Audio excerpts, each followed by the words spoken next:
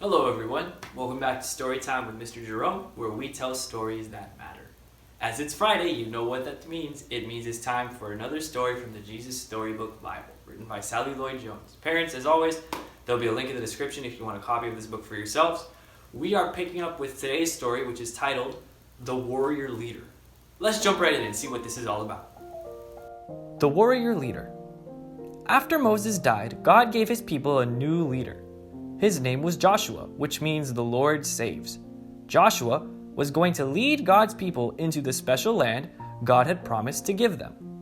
By this time, God's people had been wandering around in that baking desert for 40 years, so you can imagine how sick they were of sand and anything yellow and tense and walking and being hot, and how happy they were to reach the edge of the desert and to see their beautiful new home right there in front of them, all cool and green and lovely.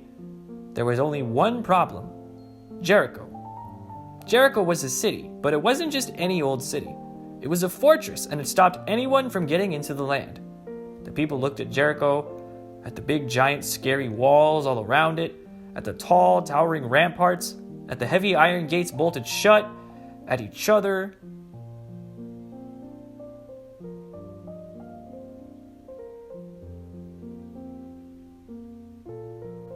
What would they do? No one knew, but God knew, and God told Joshua what to do. But Joshua must have looked surprised, because it was a very odd battle plan indeed, as we'll soon find out. Then God made his people a promise. I will always be with you, and I will never ever leave you. If you do what I say, your lives in the new land will be happy, and everything will go well. So Joshua gathered his army together. They had their swords and spears and shields. They were ready to fight.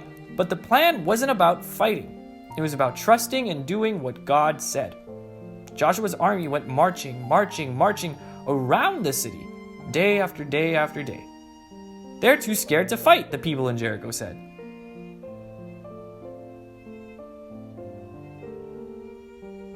But they were wrong.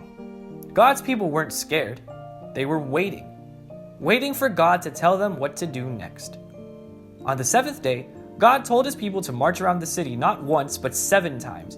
Then God told everyone to make as much noise as they could. Has anyone ever told you to make as much noise as you possibly can? Well, imagine that noise.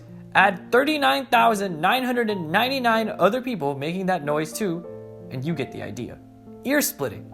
And as it turned out, stone splitting too, because the huge strong walls of Jericho just crumbled to the ground as if they were made of sand. Jericho vanished in a great cloud of dust. Isn't that amazing? They walked around the city, and just by walking around the city and marching and yelling as loud as they could, the entire city crumbled. Can you do that? Can you yell so loud that a wall falls down? Maybe don't try. That might not be a good idea for you to try that. But no, under normal circumstances, normal people cannot do that. I can't yell loud enough to knock a wall down, and neither can you. It was only through the power of God and by trusting in him that the children of Israel were able to do this.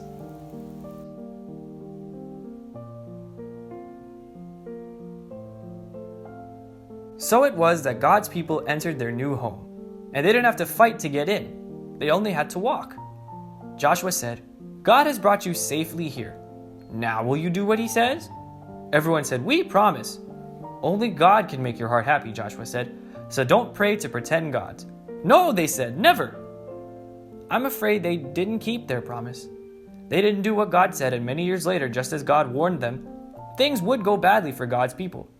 They would lose their home, enemies would capture them and take them off as slaves, and God's people would scatter into many different lands. But God's plan was still working. One day he would give his people another leader and another home. But this home, no one could ever take from them. So even though God did all those amazing things for them to bring them into the land of promise, the children of Israel still weren't faithful to him. And that's sad. But this is still an amazing story nonetheless, because it shows how powerful trusting in God can be. Let's remember that we need to trust in God, and all of the walls that the devil and life puts in front of us can be knocked down through his power. Now, speaking of walls, it's time for today's Learning Minute. Today's story talked about the city of Jericho and the big wall that went all the way around the whole city. In the past, people used to build big walls around cities and castles in order to protect the people inside from armies that would come and attack. But there was one wall that was bigger than any other wall that had ever been built. To see it, we have to travel all the way to the other side of the world to the country of China. Here, more than 1,000 years ago, people started building walls to protect their land from invaders. Over the next several hundred years, the wall got longer, wider, and taller until eventually it was thousands of miles long. People called it the Great Wall of China. And it really was great. In some places, it was so wide that you could ride horses on it, and it was as tall as 10 of you stacked on top of each other. Here's a question for you to discuss with your parents. What do you think it would be like to visit the Great Wall of China?